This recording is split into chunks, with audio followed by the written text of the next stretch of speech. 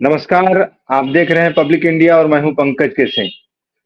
आज बिहार की बात के नए अंक में आप सभी का स्वागत है। हमारे साथ वरिष्ठ पत्रकार शिवपूजन झा जी फिर से जुड़े हुए हैं। उनके साथ बिहार में विगत हफ्ते जो कुछ भी हुआ है उसको लेकर के हम लोग चर्चा करेंगे। मुख्य रूप से जो विधानसभा का सत्र समाप्त हुआ और उसके बाद नेताओं की जो क्षेत्रों में जो यात्राएं हैं वो चल रही हैं बिहार में। साथ में दिल्ली में संसद का सत्र भी चल रहा है। नेताओं का पटना से दिल्ली, दिल्ली से पटना आना जाना लगा हुआ है। कुछ चीजों को हम समझने की कोशिश करेंगे। उसमें प्रमुख रूप से आज हम चर्चा करेंगे चिराग पासवान की और वीआईपी के प्रमुख मुकेश सहनी की।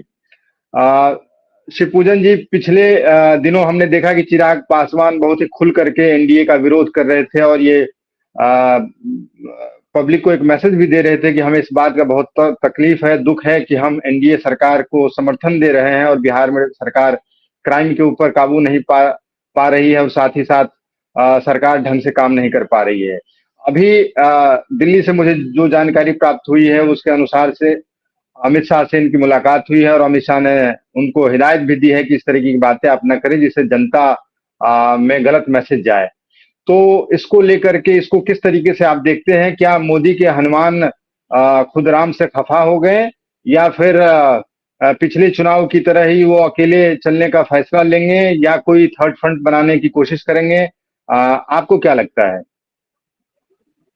देखिए, आपके प्रश्न का जवाब अगर मैं दूं एक ही वाक्य में, तो ये कहना किसी भी तरीके से गलत नहीं होगा कि चिराग पासवान कुछ ज़्यादा ही एम्बिशियस हो चुके हैं।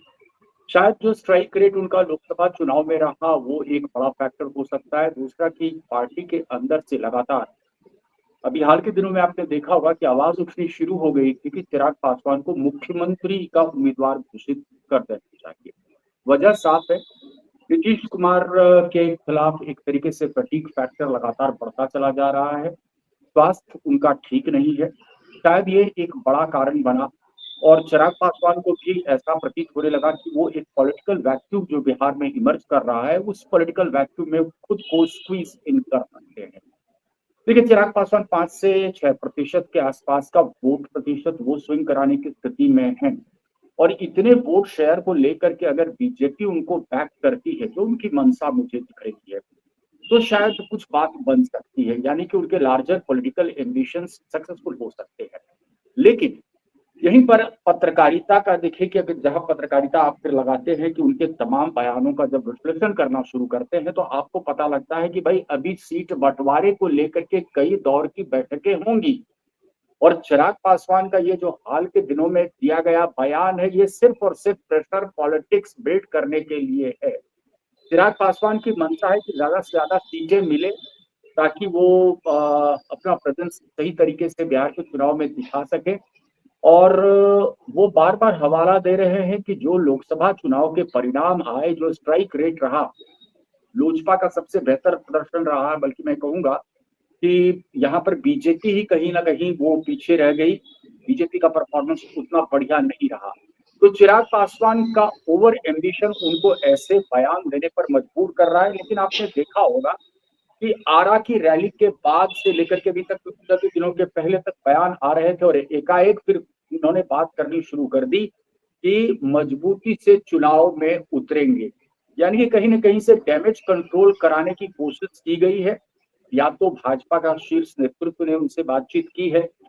वहीं पर हमने देखा कि पंकज जी की जदयू की बड़ी तीखी प्रतिक्रिया आई थी, क्योंकि जदयू की स्थिति तो यहाँ पर बिहार में वैसी है कि दूध का जला जो है छाछ फूँक करके पिएगा। तो जदयू की तरफ से काफ़ी तीखी प्रतिक्रिया आई थी चिराग पासवान को लेकर के और यहाँ पर भाजपा को कहते हैं कि वो डैमेज कंट्रोल एक्सरसाइज में उतरना पड़ गया था। हमें तो ये भी जानकारी मिल रही है, आप इसको तस्दीक करेंगे चूंकि आप पटना में बैठे हैं, कि जेडीयू ने एक टीम भी गठित की है कि अब चिराग पासवान को आमने सामने उसका जवाब दिया जाएगा, जो आज तक एनडीए में एक गरिमा को मेंटेन करने जैसी बात हो रही थी। तो अब खुल करके जेडीयू के नेता भी बोलने को आ गए हैं, लेकिन कहीं ना कहीं ऐसा चिराग पासवान के बयानों से ऐसा प्रतीत होता है कि उनको बहुत उत्कंठा है और ऐसा लगता है कि ऐसी चर्चाएं चल रही हैं कि हो सकता है वो प्रशांत किशोर के साथ मिल करके अपने आप को सीएम के तौर पे प्रोजेक्ट करने की कोशिश भी करेंगे। तो इस बात में आपको कितनी सच्चाई लगती है? पंकज, देखिए, जहां तक प्रशांत किशोर के साथ जाने की बात है, मुझे लगता है कि ये कोरी कल्पना के स्टेज पर अभी है। चिराग पासवान के अपने लार्जर पॉलिटिकल एम्बिशंस हैं। प्रशांत किशोर के साथ जाने के बाद ये लार्जर पॉलिटिकल एम्बिशंस रियलाइज नहीं हो सकते। क्यों? क्योंकि स्थिति वही हो जाएगी ना। प्रशांत किशोर तमाम सीटों पर अपने कैंडिडेट्स उतार रहे हैं, 243। प्रशांत किशोर अलायंस की बात बिल्कुल भी नहीं कर रहे हैं। और चिराग पासवान अगर प्रशांत किशोर के साथ हाथ मिलाते हैं तो इनके पॉलिटिकल एम्बिशंस का फिर क्या होगा? क्योंकि वहां पर तो Prashant Kishor will be the person who will be calling the shots, he is ruling the roost. वहां पर चिराग पासवान की दाल नहीं गलेगी। लेकिन आपने बात की एनडीए के खेमे की कि चिराग पासवान के बयान से असहज हो रही है जदयू। जदयू अब इनको तपाक से जवाब देती है और बिल्कुल हेड ऑन लेती है जदयू। आपने देखा होगा कि मांझी की भी बड़ी तीखी प्रतिक्रिया आती है। जब भी चिराग पासवान ऐसा कोई बयान देते हैं तो जीतन राम मांझी भी बड़ी तीखी प्रतिक्रिया देते हैं। वहां पर अब थोड़ा हमें समझने की आवश्यकता है कि मांझी की प्रतिक्रिया आखिर क्यों। दोनों में होड़ एक तरीके से लगी हुई है, चिराग पासवान में और मांझी में, कि बड़ा नेता कौन हो सकता है महादलितों का। ये एक बड़ा मुद्दा है। दूसरी अहम बात है कि देखिए, चिराग पासवान के तमाम बयानों को मैं सिर्फ एक पॉलिटिकल पोस्चरिंग के रूप में देख रहा हूं। अगर ऐसी पोस्चरिंग नहीं करेंगे तो अभी बार्गेनिंग में कहीं ना कहीं वो साइड लाइन हो सकते हैं, मार्जिनलाइज हो सकते हैं। जदयू अभी भी लगातार कह रही है भाजपा को कि भाई उनका परफॉर्मेंस विधानसभा चुनाव में चाहे जो भी हो, तीसरे नंबर की पार्टी हो गई हो, लेकिन लोकसभा चुनाव में बेहतर प्रदर्शन किया है, इसलिए जदयू को एक सम्मानजनक सीटें मिलनी ही चाहिए। तो कुल मिलाकर के एनडीए के खेमे में मैं देख पा रहा हूँ, जितने भी बयान आ रहे हैं, चिराग पासवान का बयान हो, जीतन राम मांझी का बयान हो, जदयू की तरफ से तीखी प्रतिक्रिया हो और बीजेपी का बहुत मेजर्ड और कैलकुलेटेड स्टेटमेंट हो, ये सारी कवायद इस बात को लेकर के है कि अब सीट शेयरिंग फॉर्मूला तय होना है, इसमें ज्यादा से ज्यादा सीटें मिलनी चाहिए। आपने सीटों की बात की तो मेरे पास जो जानकारी है उसमें ये आ रही है कि जेडीयू हमेशा से इस बार भी भारतीय जनता पार्टी से ज्यादा सीटों पर लड़ना चाहती है। और जो दिल्ली से जानकारी मिल रही है उसके हिसाब से चिराग पासवान को ये कहा गया है कि आपको 20 सीटें मिलेंगी, 20 या 22 के आसपास सीटें मिलेंगी। और शायद वो कुछ हद तक मान गए हैं। अब ये कितनी सही है कितनी गलत है कह नहीं सकते, लेकिन इस बात की चर्चा हो रही है तेजी से। और साथ ही साथ मैं आपसे ये भी जानना चाहता हूं कि मुकेश सहनी को लेकर के कई अटकलें लगाई जा रही हैं और ऐसा कहा जा रहा है कि मुकेश सहनी के जो पॉलिटिकल गुरु हैं वो अमित शाह हैं और अमित शाह से शायद उसकी उनकी बातचीत हुई है और वो शायद महागठबंधन या एनडीए इंडिया अलायंस को छोड़ करके वो एनडीए में शामिल हो जाएंगे। इसको आप कैसे देखते हैं? आपको याद होगा पिछले साल ठीक विधानसभा चुनाव के पहले महागठबंधन की एक प्रेस कॉन्फ्रेंस हुई थी होटल मौर्य में, और तेजस्वी यादव प्रेस कॉन्फ्रेंस में उसमें मौजूद थे, कांग्रेस के लोग भी थे। वहीं पर मुकेश सहनी अपने समर्थकों के साथ थे। सीट बंटवारा जब अनाउंस कर रहे थे तेजस्वी यादव, उसके बाद अनाउंसमेंट के ठीक बीच में, यानी कि बीच प्रेस कॉन्फ्रेंस में, मुकेश सहनी प्रेस कॉन्फ्रेंस छोड़ करके उठ गए थे, ये कहते हुए कि उनके पीठ में खंजर भोपा है। और उसके बाद जब फिर भाजपा ने उनको एकोमोडेट किया था, 11 सीटें उनको मिली थी। और कहा तो ये भी जाता है कि उनके जो कैंडिडेट्स थे दरअसल वो भाजपा के ही कैंडिडेट थे। बाद में आपने देखा कि जब मुकेश सहनी भाजपा के खिलाफ ही एक तरीके से बयानबाजी शुरू कर देते हैं, मुकेश सहनी उत्तर प्रदेश चले गए और वहां पर योगी के खिलाफ कैंपेनिंग उन्होंने शुरू कर दी। उसके बाद भाजपा ने उनकी पार्टी ही तोड़ दी, यहाँ तक कि मुकेश सहनी को छोड़ करके उनके तमाम विधायक अपने पाले में ले लिए। मुकेश सहनी एक बार फिर से रुख कर लेते हैं महागठबंधन का। फिर वो तस्वीरें वायरल भी लगातार, हेलीकॉप्टर पे मछली खा रहे हैं, हिंदू धर्म के साथ खिलवाड़ कर रहे हैं, अगर संतरा खोल रहे हैं तो उसको भगवा रंग बता करके वहां पर वो टीका टिप्पणी कर रहे हैं। बाद में लगातार फिर बयान आना ये शुरू हुआ मुकेश सहनी का कि अगला मुख्यमंत्री तो तेजस्वी यादव ही होंगे। खुद को उप मुख्यमंत्री कहना शुरू कर दिया। 60 सीटों की मांग उन्होंने रखनी शुरू कर दी। तो मुकेश सहनी की स्थिति भी वही है, कमोबेश 10 सीटर के रूप में है। मौका देख रहे हैं किस तरफ जाने के बाद उनके ऑप्शंस बेहतर रहेंगे। और उन्होंने अपने पत्ते भी पूरी तरह से खोले नहीं है, भले ही लगातार कह रहे हैं कि वो महागठबंधन का हिस्सा है, लेकिन पंकज यकीन मानिए मुकेश सहनी बहुत बड़े अपॉर्चुनिस्ट हैं। और इनकी राजनीति क्या है, किसी से छुपी हुई है नहीं। राजनीति में क्या है कि जिस भी तरफ फायदा हो उस तरफ का रुख कर सकते हैं आराम से मुकेश सहनी। अभी एक बयान मैं और सुन रहा था उनका, ये कहते हुए कि अगर वो महागठबंधन में है तो 14% वोट कट जाएगा भाजपा का और 14% ऐड हो जाएगा महागठबंधन में, यानी कि भाजपा को, एनडीए को 28% का नुकसान हो सकता है। देखिए, ये अर्थमेटिक इतना सिंपल होता नहीं है, कभी भी पॉलिटिकल इक्वेशन में अर्थमेटिक इतना सिंपल नहीं होता है। दूसरा कि मुकेश सहनी अगर ये मान करके बैठे हुए हैं कि सन ऑफ मल्लाह कह देने से वो निषाद के या उस तबके के लोगों के वो अनडिस्प्यूटेड लीडर हैं, ये मुझे नहीं, ये बात मुझे नहीं पच रही है।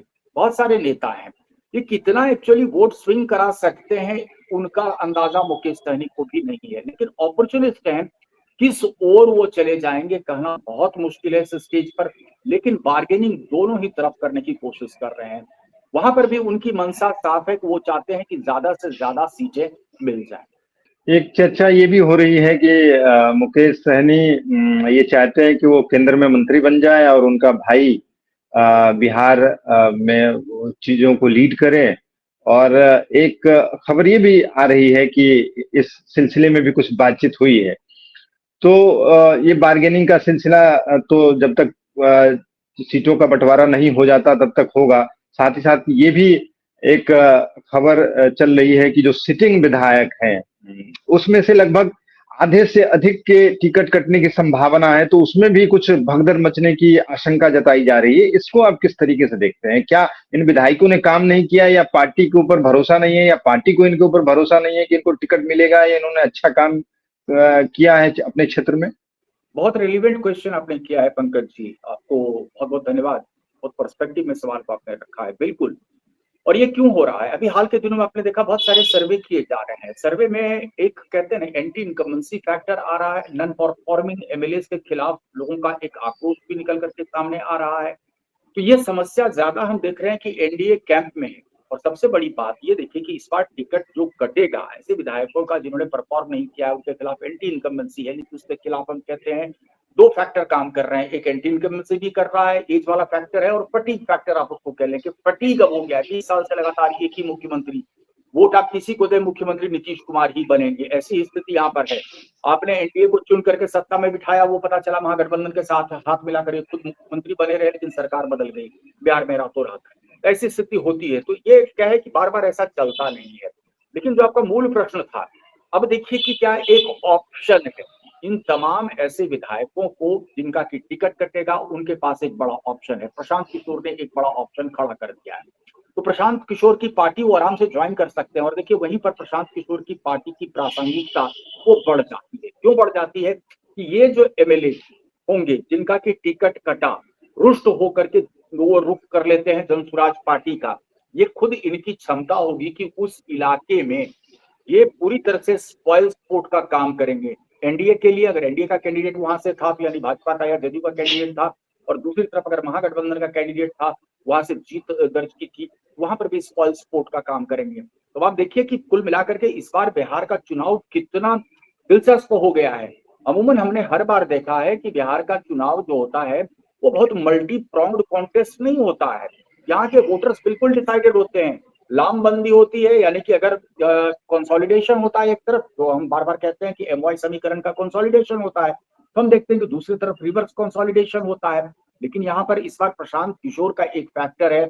इस फैक्टर में एड ऑन होगा जो डिसग्रंटल्ड लॉट हैं, यानी कि ऐसे एमएलए जिनका की टिकट कटेगा, और ये तमाम लोग अगर ज्वाइन कर लेते हैं प्रशांत किशोर की टीम को, उनकी पार्टी को, तो कितना बड़ा डेंट लगा सकते हैं। तो प्रशांत किशोर भले ही कह रहे हो कि भाई अगर 140-42 की सीटें आ जाए तो वही तरीके से अपनी हार मानेंगे, लेकिन मुझे लगता है कि 2025 का जो चुनाव होना है वो जन स्वराज पार्टी के लिए एक तरीके से टेस्टिंग द वाटर, वो इस बार जो है वो टेस्टिंग द वाटर उनके लिए होना है।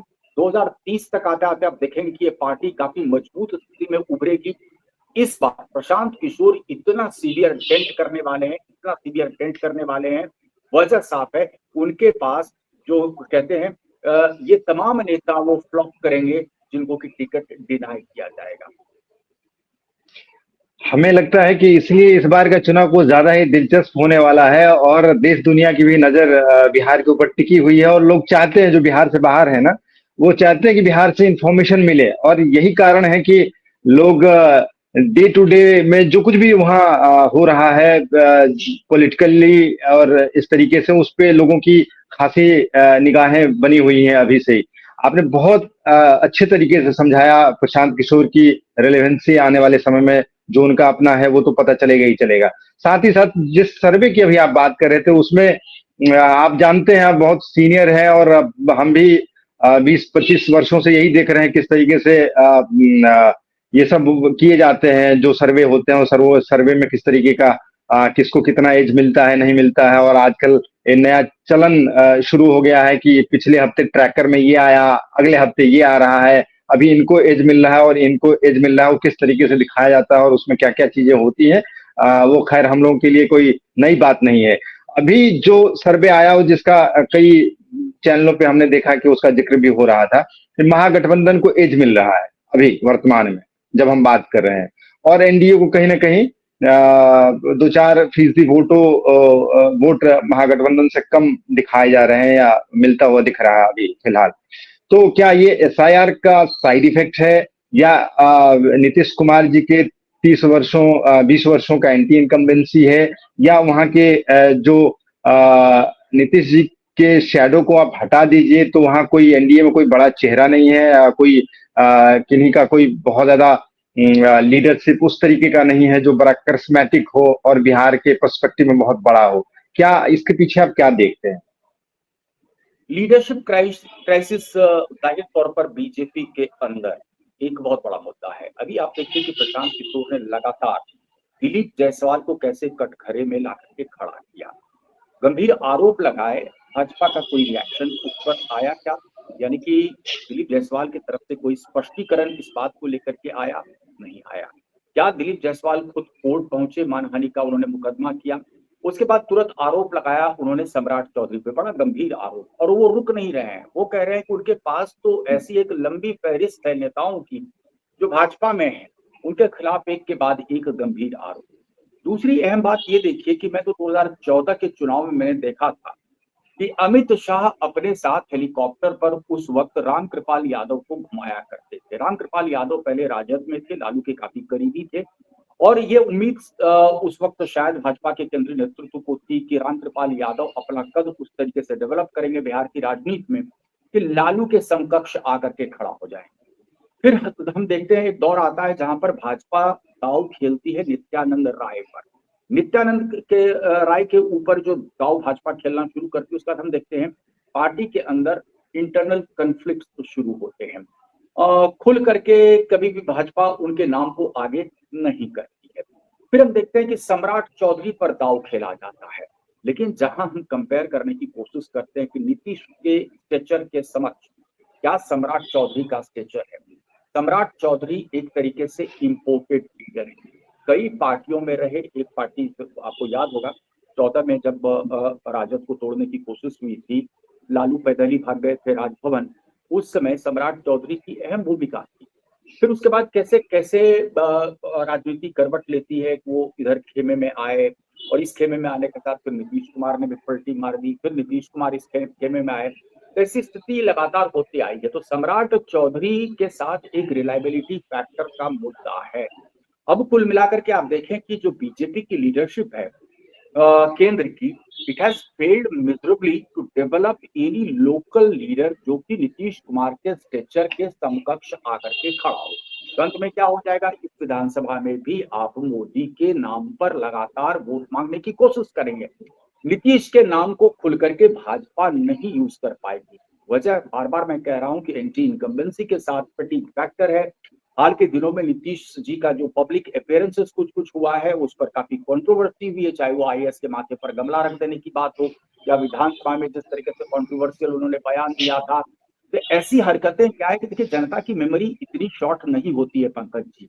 सबको लगने लगा है कि Nitish Kumar has now hit the end of the road, वो क्रॉस रोड पर नहीं है, he has hit the end of the road. BJP आपको याद होगा कभी नहीं कह रही है कि 25 में फिर से नीतीश कुमार को मुख्यमंत्री बनाएंगे। वहां पर टंग इन चेक लैंग्वेज का वो सहारा ले लेती है भाजपा।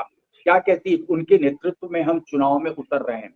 आपको याद होगा बयान अमित शाह ने दिया था एक साक्षात्कार में साफ तौर से, यानी कि ये स्पष्ट नहीं है कि एनडीए का अगला मुख्यमंत्री कौन होगा, लेकिन इतना मैं आपको कह सकता हूं कि अगला मुख्यमंत्री नीतीश कुमार बिल्कुल नहीं होने वाले हैं। या तो बीजेपी अपने अंदर के किसी लीडर को डेवलप करे उस स्थिति के लिए।